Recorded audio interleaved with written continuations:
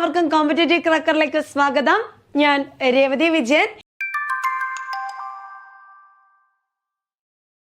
അപ്പൊ ഞാൻ ഇന്ന് വന്നിരിക്കുന്നത് നമ്മുടെ മലയാളം ഉൾപ്പെടുന്ന എല്ലാ മത്സര പരീക്ഷകൾക്കും, PSC പരീക്ഷകൾക്കായാലും മറ്റെല്ലാ മത്സര പരീക്ഷകൾക്കും ചോദ്യം വരുന്ന ഒരു ഭാഗമാണ് സമാന പദം. അല്ലെ, നമ്മളെ ഭയങ്കരമായിട്ട് ആശയക്കുഴപ്പത്തിലേക്ക് ആക്കുന്ന ഒരു ഭാഗം കൂടിയാണ് ഇത്. ചോദ്യങ്ങൾ ഒരുപാട് വരാറുണ്ട്.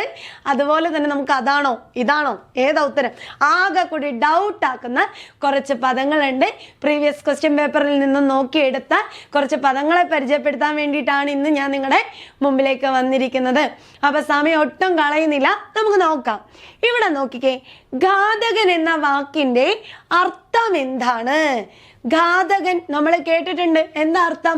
കൊലയാളിയാണോ, കൃഷിക്കാരനാണോ, ഭടനാണോ, ഭക്ഷിക്കുന്നവനാണോ?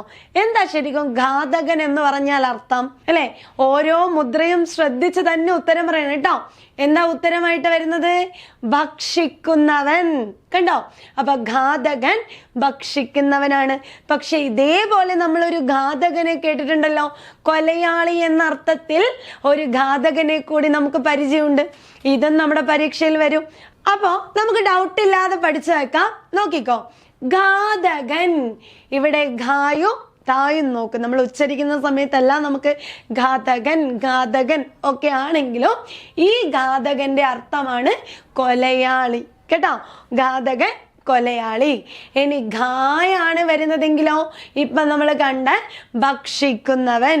ഇനി ഈ ഘായും ഈ ദാക്ക് പകരം തായാണെങ്കിൽ അവിടെ കുഴിക്കുന്നവൻ എന്നാണ് അർത്ഥം. അപ്പൊ നമ്മൾ എങ്ങനെ ഇത് പരീക്ഷയ്ക്ക് പഠിച്ചു പോന്നേ? ഘാതകൻ ഘാതകൻ ഘാതകൻ കൊലയാളി, ഘാതകൻ ഭക്ഷിക്കുന്നവൻ, ഇങ്ങനെ നമ്മൾ അർത്ഥം പഠിച്ചു പോകുമ്പോ നമ്മുടെ PSC എന്ത് ചെയ്യും? നമുക്കെതിരെ ട്രിക്ക് പ്രയോഗിക്കും. അപ്പൊ നമ്മുടെ പരീക്ഷയ്ക്ക് കൊലയാളി എന്നർത്ഥം വരുന്ന പദം താഴെ തന്നിരിക്കുന്നവയിൽ ഏത് എന്ന് ചോദിച്ച് ഈ പറയുന്ന ഘാതകനും ഘാതകനും ഘാതകനും ഒക്കെ കൊടുത്താല് നമ്മൾ ആശയക്കുഴപ്പത്തിലാവില്ലേ? അപ്പൊ കൃത്യമായിട്ട് പഠിച്ചു വെച്ചോ. മുദ്രകളൊക്കെ തന്നെ കറക്റ്റ് ആയിട്ട് നോക്കി പോവാ. ഓരോ അക്ഷരങ്ങളും ചിഹ്നങ്ങളും ഒക്കെ തന്നെ വളരെയധികം പ്രാധാന്യമുണ്ട്. അപ്പൊ ഘാതകൻ കൊലയാളിയാണ്. ഘാത എന്നാകുവാണെങ്കിൽ അവിടെ ഭക്ഷിക്കുന്നവൻ, ഘാതകൻ കുഴിക്കുന്നവൻ. ഓക്കെ, അപ്പൊ ഈ മൂന്നെണ്ണവും ക്ലിയർ ആയി എന്ന് വിചാരിക്കുന്നു. ഇനി അടുത്തത് നോക്ക്, ചൂർണം. എന്താ ഈ ചൂർണം? ചൂർണിക. ചൂർണം എന്ന് പറഞ്ഞാൽ മരുന്ന് പൊടി. ചൂർണം ഈ എന്താ പറയാ, നമ്മുടെ ആയുർവേദത്തിലൊക്കെ ചൂർണം, ചൂർണപ്പൊടി എന്നൊക്കെ പറയുമ്പോൾ എന്താ? മരുന്ന് പൊടി. ചൂർണം മരുന്ന് പൊടി. അങ്ങനെയാണെങ്കിൽ ചൂർണിക എന്ന് പറഞ്ഞാലോ ലഘുവാക്യം. ലഘുവാക്യത്തെയാണ് ചൂർണിക എന്ന് പറയുന്നത്. അടുത്തതോ പാശം, പാശി. കുറച്ച് പാശം കിട്ടിയിരുന്നെങ്കിൽ എന്തിനാ? പാശം കയറ് കേട്ടോ. പാശം കയറ്, പശുവിനെ കെട്ടാൻ പാശം ഉപയോഗിച്ചു. കയറ്. പാശി എന്ന് പറഞ്ഞാലോ യമൻ. യമൻ എന്ന് പറഞ്ഞാൽ കാലൻ അല്ലെ. പാശം പാശി. ഊഹിച്ചാ മതി. പാശം കൊണ്ട് ആര് വരുന്നുണ്ട്? പാശി വരുന്നുണ്ട്. കാലനാണ് പൊതുവെ കയറും കൊണ്ട് വന്നു എന്നൊക്കെ ഒരു ശൈലിയിലും നാട്ടുവർത്തമാനത്തിലൊക്കെ ഇങ്ങനെ പറയാറുണ്ട് അല്ലെ. കാലൻ കയറും കൊണ്ട് വരുന്നുണ്ട്, അതുപോലെ പാശി പാശം കൊണ്ട് വരുന്നുണ്ട്. അപ്പൊ പാശം കയറാണ്, പാശി എന്ന് പറഞ്ഞാൽ യമനാണ് അർത്ഥം. മാറിപ്പോവരുത്. ഇനി അടുത്ത നോക്കിയേ, വസനം വസതി. വസതി നമുക്കറിയാം, ഭവനമാണ് വസതി. എന്നാൽ അതേപോലെ വസനം, വസനം എന്ന് പറഞ്ഞാൽ വസ്ത്രം എന്നാണ് അർത്ഥം അല്ലെ. വസനം വസ്ത്രമാണ്. വ്യസനം എന്ന് പറഞ്ഞാലോ നീ എന്താ വ്യസനിച്ചിരിക്കുന്നേ, നീ എന്താ ആലോചിച്ച് ദുഃഖിച്ചിരിക്കുന്നേ എന്നുള്ള അർത്ഥത്തിലേക്ക് വ്യസനം പോവും. ഇവിടെ വസനം വസ്ത്രമാണ്. അപ്പൊ ഒന്നുകൂടി നോക്കിക്കേ, ഘാതകൻ കൊലയാളിയാണ്, ഘാതകൻ ഭക്ഷിക്കുന്നവനാണ്, ഘാതകൻ കുഴിക്കുന്നവൻ. ഇനി ചൂർണം എന്ന് പറഞ്ഞാൽ മരുന്ന് പൊടിയാണ്, ചൂർണിക എന്ന് പറഞ്ഞാൽ ലഘുവാക്യമാണ്, പാശം കയറാണ്, പാശി യമനാണ്, വസനം വസ്ത്രമാണ്, വസതി വീടാണ്. അപ്പൊ ഡൗട്ട് ഇല്ലല്ലോ, ക്ലിയർ ആയിട്ട് പഠിച്ച് പോകണം. ഇനി നമുക്ക് അടുത്തൊന്ന് നോക്കാം. താഴെ തന്നിരിക്കുന്നവയിൽ വീണ എന്നർത്ഥം വരുന്ന പദം ഏത്? ഏതാ ഇവിടെ വീണ എന്നർത്ഥം വരുന്ന പദം? വല്ലരി, വല്ലവി, വല്ലകി, വല്ലന്തി. ഇതാണ് PSCയുടെ ഒരു ട്രിക്ക് എന്ന് പറഞ്ഞാൽ. അപ്പൊ നമുക്കറിയാം എന്തോ ഒരു വല്ലയാണ്, വല്ലരിയാണോ, അപ്പൊ നമുക്ക് ഡൗട്ട് അടിക്കും, വല്ലരിയാണോ, വല്ലന്തിയാണോ, വല്ലകിയാണോ. അപ്പൊ ഈ 4 എണ്ണം നമ്മൾ എന്ത് ചെയ്യണം, പഠിച്ചു വെക്കണം. പല PSC ക്വസ്റ്റ്യൻ പേപ്പറിലും നമുക്ക് എന്ത് ചെയ്യാം, ഇത് കാണാൻ വേണ്ടി പറ്റും. ഈ ഒരു ചോദ്യത്തെ നമുക്ക് റിപ്പീറ്റ് ആയിട്ട് കാണാൻ പറ്റും. അപ്പൊ ഇതിന്റെ ഉത്തരമായിട്ട് വരുന്നത് ഓപ്ഷൻ C ആണ് കേട്ടോ. അപ്പൊ വീണ എന്ന അർത്ഥത്തിൽ ഉപയോഗിക്കുന്ന പദം ഏതാണ്, വല്ലകിയാണ്. അപ്പൊ ഈ വല്ലരി, വല്ലവി, വല്ലന്തി എന്താണെന്ന് അറിയണ്ടേ, നോക്കാം നമുക്ക്. അതില് വല്ലരി എന്ന് പറഞ്ഞാൽ വള്ളി എന്നാണ് അർത്ഥം. എന്താണ്, വല്ലരി, വള്ളി. ഇനിയോ വല്ലരി, രീ മാറി അവിടെ വി വന്നപ്പോഴേക്കും അവിടെ അർത്ഥം മാറി, ഗോപസ്ത്രീ, ഗോപസ്ത്രീ. അതുപോലെ നമ്മളിപ്പോ പറഞ്ഞു വല്ലകി എന്ന് പറഞ്ഞാൽ വീണയാണ് എന്ന് പറഞ്ഞു. ഇനി വല്ലന്തി എന്ന് പറഞ്ഞാൽ ആപത്ത്. ഓക്കെ, അപ്പോ ഞാൻ നേരത്തെ പറഞ്ഞതുപോലെ അക്ഷരങ്ങളും ചിഹ്നങ്ങളും ഒക്കെ എന്ത് ചെയ്യണം, വളരെയധികം ശ്രദ്ധിക്കണം. അർത്ഥം മാറി, വല്ലരി വള്ളിയാണെന്നും, വല്ലവി എന്ന് പറഞ്ഞാൽ ഗോപസ്ത്രീ ആണെന്നും, വല്ലകി എന്ന് പറഞ്ഞാൽ വീണയാണെന്നും, അതുപോലെ വല്ലന്തി എന്ന് പറഞ്ഞാൽ ആപത്താണെന്നും കൃത്യമായിട്ട് പഠിച്ചു വെക്കാം. പല ക്വസ്റ്റ്യൻ പേപ്പറിലും റിപ്പീറ്റ് ആയിട്ട് കണ്ടുവന്ന ഒരു ചോദ്യമാണ്. ഇനി നമുക്ക് അടുത്തൊന്ന് നോക്കിക്കേ. ഇതുപോലെ ഇപ്പൊ നമ്മൾ പറഞ്ഞു വല്ലകി, വല്ലവി ഒക്കെ നമ്മൾ പറഞ്ഞു കഴിഞ്ഞു. ഇനി വയസ്സൻ, ഇത് നമ്മൾ നോർമലായിട്ട് ഉപയോഗിക്കുന്ന ഒരു പദമാണ് അല്ലെ. അത് വയസ്സൻ, അതാ വയസ്സം വരുന്നുണ്ട് എന്ന് പറഞ്ഞാൽ അതൊരു വൃദ്ധനാണ്. എന്നാൽ വയസ്യനാണെങ്കിലോ അർത്ഥം മാറി കൂട്ടുകാരൻ അല്ലെ. വയസ്യൻ കൂട്ടുകാരനാണ്, വയസ്സൻ വൃദ്ധനാണ്. ഓക്കെ, അടുത്തത് വരി, വാരി. വരി വരിയായിട്ട് നിൽക്ക് എന്ന് പറയുമ്പോൾ അതിനർത്ഥം നിരയാണ് എന്ന് നമുക്കറിയാം. എന്നാൽ വാരിയോ, വാരിധി തന്നിൽ എന്ന് പറഞ്ഞാൽ എന്താ, അവിടെ വെള്ളം അല്ലെ. വാരിധി തന്നിൽ നിന്നു ഞാൻ എന്നൊക്കെ പറഞ്ഞിട്ട് നമ്മുടെ മലയാള കവിതകളൊക്കെ ഉണ്ട്. അപ്പൊ വാരിധി എന്ന് പറയുമ്പോൾ സമുദ്രം എന്ന് പറയും, വാരി എന്ന് പറഞ്ഞാൽ വെള്ളം എന്ന് പറയും. ഇനി അടുത്തത് വാജി, വാണി. വാജി എന്ന് പറഞ്ഞാൽ അർത്ഥം എന്താ, കുതിര. വാജി കുതിരയാണ്. വാണി, വാണി എന്ന് പറഞ്ഞാൽ വാണി ദേവി, സരസ്വതി എന്ന നമ്മൾ പറയാ വാഗ്ദേവിയാണ് അല്ലെ. അപ്പൊ വാണി എന്ന് പറഞ്ഞാൽ വാക്ക് എന്നാണ് അർത്ഥം. ഒന്നുകൂടി നോക്കാം.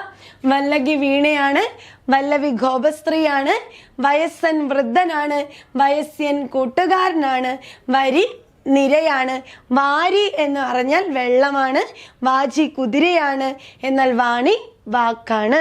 ഓക്കെ, ഇനി നമുക്ക് അടുത്തതൊന്ന് നോക്കാം അല്ലെ. താഴെ കൊടുത്തിരിക്കുന്നതിൽ സർപ്പം എന്നർത്ഥം വരാത്ത പദം ഏത്? താഴെ കൊടുത്തിരിക്കുന്നവയിൽ സർപ്പം എന്നർത്ഥം വരാത്ത പദം ഏത്? നോക്കിയേ, നാഗം. നമുക്കറിയാം നാഗം എന്ന് പറഞ്ഞാൽ പാമ്പാണ് എന്ന് നമുക്ക് എല്ലാവർക്കും അറിയാം. പക്ഷെ ഇവിടെ ഏത് ഗം വരും എന്നുള്ളത് ഒരു ഡൗട്ടായിട്ടുണ്ടാവും അല്ലെ. അപ്പൊ നാഗം എന്ന് പറയുന്ന അർത്ഥം വരാത്ത പദം ഇതിനകത്ത് ഏതാ?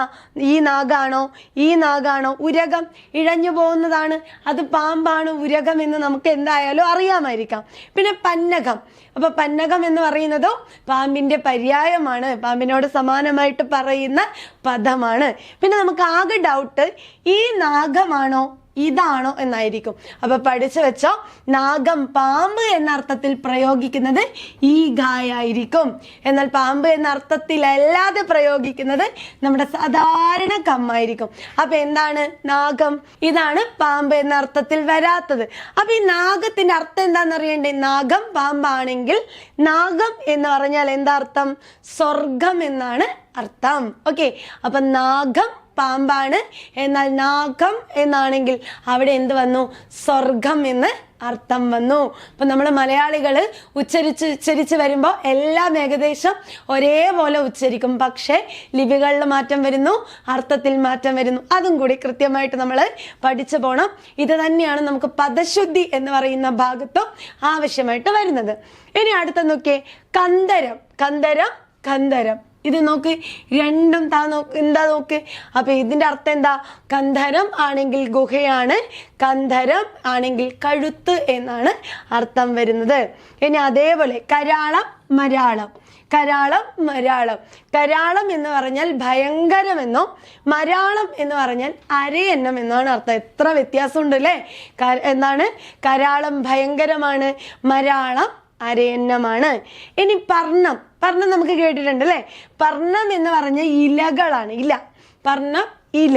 പർണി എന്നാണെങ്കിൽ വൃക്ഷം. അപ്പൊ പർണം ഇലയാണ്, പർണി എന്ന് പറഞ്ഞാൽ വൃക്ഷമാണ്. ഒന്നുകൂടെ നോക്കിക്കേ.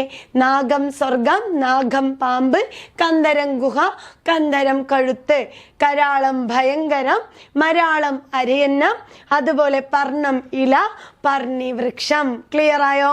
അടുത്തത് നോക്കിക്കേ. പർവം. പർവം എന്ന് പറഞ്ഞാൽ നമുക്കറിയാം മഹാഭാരതത്തിൽ ഇത്ര പർവങ്ങളുണ്ട്. എന്താ അർത്ഥം? പർവ അധ്യായമാണ് അല്ലെ? അധ്യായം. പർവ്വതം എന്ന് പറഞ്ഞാൽ നമുക്കറിയാം അതെന്താ? വലിയ മലയാണ് പർവ്വതം. അപ്പൊ പർവം അധ്യായവും പർവ്വതം വലിയ മലയുമാണ്. ഇനി അടുത്തത് നോക്കിയാൽ നമ്മള് സ്വാന്തം സ്വന്തം അല്ലെ? സാന്ത്വനം എന്നൊക്കെ പറഞ്ഞ സിനിമയൊക്കെ നമുക്കറിയാം. അപ്പൊ സ്വാന്തം എന്ന് പറഞ്ഞാൽ മനസ്സ് എന്നാണ് അർത്ഥം. സ്വന്തം എന്ന് പറഞ്ഞാലോ നല്ല വാക്ക്. ഓക്കെ, സ്വന്തം നല്ല വാക്ക്. നമ്മൾ ചില ആൾക്കാരെ നമ്മൾ എന്ത് ചെയ്യും? ചേർത്ത് നിർത്തും അല്ലെ? ഇതിന്റെ സ്വന്തമാണ് എന്ന് പറയുമ്പോൾ അതെന്താ? അത്രയും നല്ലതാണ്, നല്ല വാക്ക് എന്ന രീതിയിലാണ് സ്വന്തം. സ്വാന്തം എന്നാണെങ്കിൽ അവിടെ മനസ്സ് എന്നാണ് അർത്ഥം. ഇതാണ് ഞാൻ നേരത്തെ പറഞ്ഞ വെള്ളിയും പുള്ളിക്കൊക്കെ കൃത്യമായിട്ട് എന്ത് ചെയ്യണം? സ്ഥാനം കൊടുക്കണം. ഇനി അടുത്തത് പരിമാണം പരിണാമം. പറയുമ്പോൾ തന്നെ നമുക്ക് അർത്ഥമൊക്കെ വ്യക്തമാണ്, പക്ഷെ പരീക്ഷാ ഹോളിൽ എത്തിക്കഴിഞ്ഞാൽ നമുക്ക് കൺഫ്യൂഷൻ ആവും. അപ്പൊ പരിമാണം പരിണാമം. മനുഷ്യർ ഒരുപാട് പരിണാമം സംഭവിച്ചു, കാലഘട്ടം ഒരുപാട് പരിണാമത്തിന് വിധേയമായി എന്ന് പറഞ്ഞാൽ എന്താ അർത്ഥം? അവിടെ മാറ്റം സംഭവിച്ചു അല്ലെ? പരിണാമം മാറ്റമാണ്. ഇനിയോ പരിമാണം എന്ന് പറഞ്ഞാൽ എന്താ അതിനർത്ഥം? പരിമാണം അളവ് എന്നാണ് അർത്ഥം വരുന്നത്. ഇനി അടുത്ത നോക്കിയേ. ഹയൻ ഹലം. ഹലം എന്ന് പറഞ്ഞാൽ കലപ്പയാണ്, ഹയൻ എന്ന് പറഞ്ഞാൽ ഇന്ദ്രൻ. ഹയൻ ഇന്ദ്രൻ, ഹലം കലപ്പ. അപ്പൊ ഒന്നുകൂടി നോക്കാം. പർവം എന്ന് പറഞ്ഞാൽ അധ്യായമാണ്, പർവ്വതം എന്ന് പറഞ്ഞാൽ വലിയ മല, സ്വാന്തം മനസ്സ്, സ്വന്തം നല്ല വാക്ക്, പരിമാണം അളവ്, പരിണാമം മാറ്റം, ഹയൻ ഇന്ദ്രൻ, ഹലം കലപ്പ. ഓക്കെ, ഇനി അടുത്തത് നോക്കിക്കേ. ആദി ആദി അല്ലെ? ധായിലുള്ള വ്യത്യാസമാണ്. ആദി ആദി. ഇതിനെന്താ അർത്ഥം? ആദി എന്ന് പറഞ്ഞാൽ ആദ്യം എന്ന് പറയും അല്ലെ? ആദി ആദ്യം. ഇനി ആദി ആണെങ്കിലോ നിനക്ക് എന്താ ഇത്ര ആദി എന്ന് നമ്മൾ ചോദിക്കും അല്ലെ? എന്തിനാ ഇത്ര ആദി കാണിക്കുന്നേ? ആദി എന്ന് പറഞ്ഞാൽ ആകുലത അല്ലെ? ഒരു വെപ്രാളം. ഇതാണ് ആകുലത എന്ന് പറയുന്നതാണ് ആദി. രണ്ടർത്ഥം കണ്ടു. ആദി മുതൽ മധ്യാന്തം വരെ എന്ന് പറഞ്ഞാൽ ആദ്യം മുതൽ മധ്യം വരെ. എന്നാൽ നിനക്കെന്താ ഇത്ര ആദി എന്ന് ചോദിച്ചാലോ അവിടെ ആകുലതകളും വ്യാകുലതകളും ഒരു വെപ്രാളവും ഒക്കെ അവിടെ നമുക്ക് പറയാം. ഇനി അടുത്തത് അല. അല അല നമുക്ക് ഒരുപാട് സിനിമാ പാട്ടുകളിലൊക്കെ കേൾക്കുന്ന ഒരു വാക്കാണ് ഈ അല എന്ന് പറയുന്നത്. അതുപോലെ അലി. അല എന്ന് പറഞ്ഞാൽ ഓളം എന്നാണ് അർത്ഥം. അല ഓളം. അലി ആണെങ്കിൽ അത് ഉന്നതൻ എന്നാണ് അർത്ഥം വരുന്നത്. അപ്പൊ ഈ ഒരു ചുരുങ്ങിയ സമയം കൊണ്ട് നമ്മൾ 30-40ഓളം അല്ലെ സമാന പദങ്ങൾ പഠിച്ചിട്ടുണ്ട്. ഇതൊക്കെ പ്രീവിയസ് ക്വസ്റ്റ്യൻ പേപ്പറിൽ നിന്നും കണ്ടെടുത്തതാണ്. ഉറപ്പായിട്ട് നിങ്ങൾ പഠിക്കുക. കാരണം ഇതിൽ നിന്ന് 1-2 ചോദ്യങ്ങൾ പരീക്ഷയ്ക്ക് ഉറപ്പായും ചോദിക്കും. അപ്പൊ ഇതുപോലുള്ള കൂടുതൽ വീഡിയോയുമായിട്ട് നമുക്ക് വീണ്ടും കാണാം. അപ്പോൾ നിങ്ങൾക്ക് ഈ ഒരു ക്ലാസ് ഇഷ്ടമായെങ്കിൽ നിങ്ങൾ ഉറപ്പായിട്ടും ഇതിന്റെ താഴെ നിങ്ങളുടെ കമന്റ് ഇടണം. അപ്പൊ നമുക്ക് അടുത്ത വീഡിയോയുമായിട്ട് വീണ്ടും കാണാം. താങ്ക്